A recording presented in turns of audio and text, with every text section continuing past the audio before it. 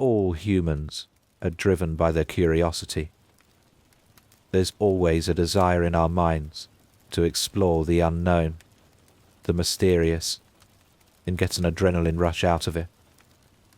As for me, I get my adrenaline rush from urban exploration, which involves exploring structures that have been abandoned and left to rot at the mercy of Mother Nature. Urban exploration is pretty popular nowadays, thanks to the internet. If you're an urban explorer with a social media account, there's a good chance that your videos will become viral. Exploration of abandoned places always has its dangers. These dangers can include collapsed floors and ceilings, police, gang fights, toxic mold, and carcinogenic fibers from old insulation. There are, of course, reports of paranormal activity in some of these places, which makes sense, as some of these places have a very dark and disturbing past. I myself had a run-in with the paranormal a few months back. At my university, I'm currently enrolled in a cinematography class to pursue my degree in film production. For Halloween, my instructor, Mr. Anderson, had assigned a Halloween-themed project. Our project was to simply create a scary short film. As a result of my hyperactive imagination, I came up with the idea of filming something that was terrifying in real life. I wanted to go ghost hunting at a haunted location, catch something scary on camera, and blow the other films from my fellow students out of the water. All of the places I'd explored up to that point had zero paranormal activity, but I figured my latest destination could change that. At the edge of town, on a giant hill, stands a complex of buildings that was once a lunatic asylum. There's no modern feel to its appearance.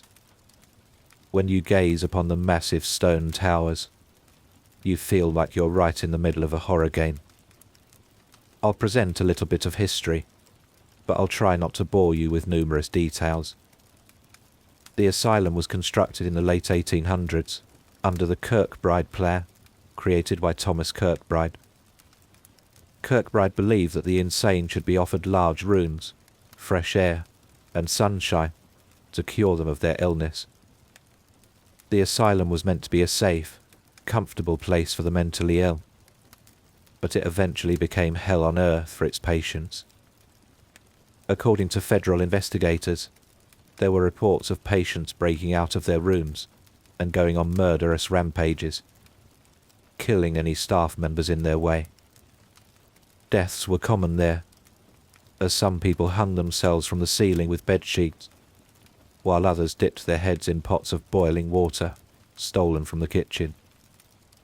The torture of innocent patients became the norm, as some were restrained for so long that their skin grew over the restraints. Some patients were forced to sit in baths of boiling hot or freezing cold water for hours on end. Some patients underwent lobotomies. In a lobotomy procedure, an ice pick would be shoved through the patient's eye socket, and the frontal lobe would be disconnected from the rest of the brain. Some patients would become crippled, while others would be reduced to non-responsive vegetables. The place was eventually closed in the 1980s due to abuse and neglect. With the amount of security swarming the place, it's almost impossible to break in. But the few teenagers who succeeded in doing so have told all kinds of crazy stories, like slamming doors, floating heads, glowing eyes, moving wheelchairs, and disembodied screams. One of the hallways in the building has been nicknamed the Shadow Hallway, because shadowy apparitions supposedly roam this hallway. As much as I wanted to explore the place, I didn't want to be an idiot and face charges for trespassing. Luckily, my best friend, Dennis, is the sheriff's son, so I asked him to pull a few strings for me, and it worked. The razor wire gate at the entrance was unlocked for both of us, and I had the sheriff's note of permission in my pocket, in case we were confronted by a security guard that didn't get the memo. Dennis came with me because we partnered up for the project. Being a history buff like me, the chance of exploring an abandoned institution over 100 years old was too good of an opportunity to pass up. He researched the history, just like I did, and printed a copy of the old campus map off the internet, so we'd know which building was which. We decided to explore the main hospital building first, since it was massive compared to the other buildings. Once we were inside, we were absolutely blown away by the condition of the interior. The inside was in near perfect condition, as if it was closed yesterday. Thanks to the efforts of the police, no one had a chance to vandalize or spray graffiti on the walls. The ceiling hadn't collapsed, which was a blessing because I didn't want wet pieces of rust to fall on my neck. The only damage we could find was just some peeling wallpaper. Everything inside was left behind when the hospital closed. Wheelchairs, beds, syringes, gurneys, medical equipment, and papers were scattered in almost every room. After a half hour, we found the electroshock therapy room, where many patients met a painful demise, as they were often given high levels of electric current that their bodies couldn't handle. Dennis pointed at the wall. "Dude, look." I looked at the wall. Attached to the wall were 2 thick electric cords. Dennis glanced at me and grinned. All of the money in the world wouldn't convince me to plug my arms into those. "No kidding," I replied. We left the therapy room and started walking down yet another dark hallway. The building was literally like a giant maze. And then, we both saw it at the same time. A giant dark shadow rose out of the floor. Its glowing green eyes flashed like headlights as it stared at us. My hands were shaking with excitement as I pointed my camcorder straight at the thing.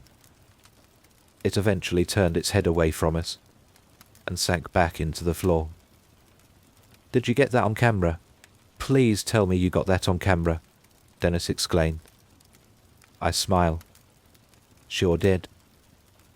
Dennis high-fived me. "We're going to ace this project now. Our film is going to be the best in class." Right at that moment, my camcorder shut off. I clicked the on and off switch multiple times, with no response. "I can't believe this." "What?" "The battery died. This doesn't make any sense. I just charged it right before we left." Dennis shrugged. "Could be ghosts. Plenty of paranormal investigators have reported the same thing happening to their electronics. Plus, we got that ghost on camera, so we're still going to beat the other projects by a landslide. That's a possibility, and we still have the whole complex to explore for the night. A dead battery can't stop this." We eventually found ourselves in Ward D, where the most violent patients were kept. On each side of the hallway, the patient rooms had thick wooden doors with giant brass locks on them. That's when it happened.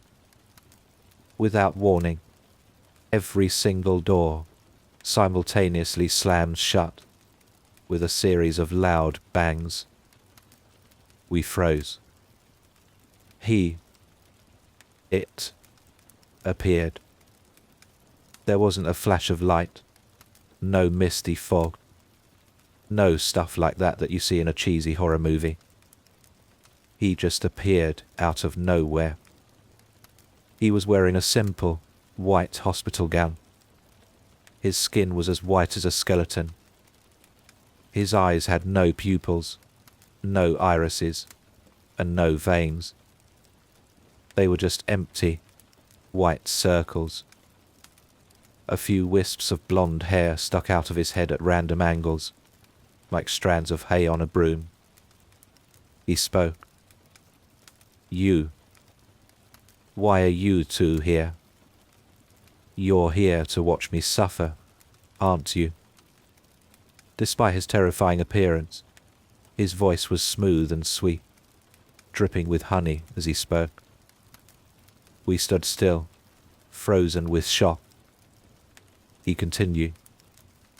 Doctors, both of you told me that you wanted to cure me, so that I could return to society. But you were lying. I knew you were lying. Every time you locked me in an empty room, and every time you shocked me and burned my flesh, I saw that wicked look of glee in both of your eyes. You didn't want to cure me. I was just an experiment to you, a guinea pig for you to toy around with. Eventually, you two got bored with me, so you wanted to have one last experiment. While I was fully conscious, you strapped me to an operating table. You wanted to slice my brain to pieces and watch me scream in the process. You wanted to kill me in the most painful way possible and enjoy my attempts to break free from the straps. You succeeded. My eyes wandered to his hands, and I saw the object he was clutching in his right hand. It was an ice pick. He noticed me looking at the pick and smiled. As he smiled, his face stretched itself apart like bubblegum. He spoke one more time. You see, doctors, all I want is a little revenge. Is that too much to ask? His mouth then opened into a large gaping hole as he unleashed the loudest, most blood-curdling scream I've ever heard in my life, and I hope to never hear it again. It wasn't just your ordinary scream. His scream entered my head, and it occupied all of my thoughts. It stirred up all of my fears and amplified them to the point that it was causing waves of pain to travel throughout my body. I don't know how else to describe it. It was like he was an embodiment of fear itself. Run! Dennis yelled, as loud as he could. He rushed at us with lightning speed, and we ran down the staircases like the building was on fire. When we reached the ground floor, we took a leap of faith and jumped out of a window frame with no glass present. Once we were outside, he didn't follow us. Is it gone? Dennis's face was white with fear. I took some deep breaths. It looks like it. Dennis pointed a trembling finger at the hospital. I'll tell you one thing, man. I'm never going in there again. Whatever those doctors did, it made him evil. At this point, we were soaked with sweat as we walked home, looking behind us every few seconds. And yes, we had nightmares. Who wouldn't, after experiencing what we had? I'm not going to end this story by warning you not to explore abandoned asylums, as most people are just going to ignore me and continue to do so anyway. I'm simply warning you to be cautious. Sometimes, pursuing our hobbies can have some unexpected results. By the way, if it was any compensation, we did end up getting an A+ on our film project.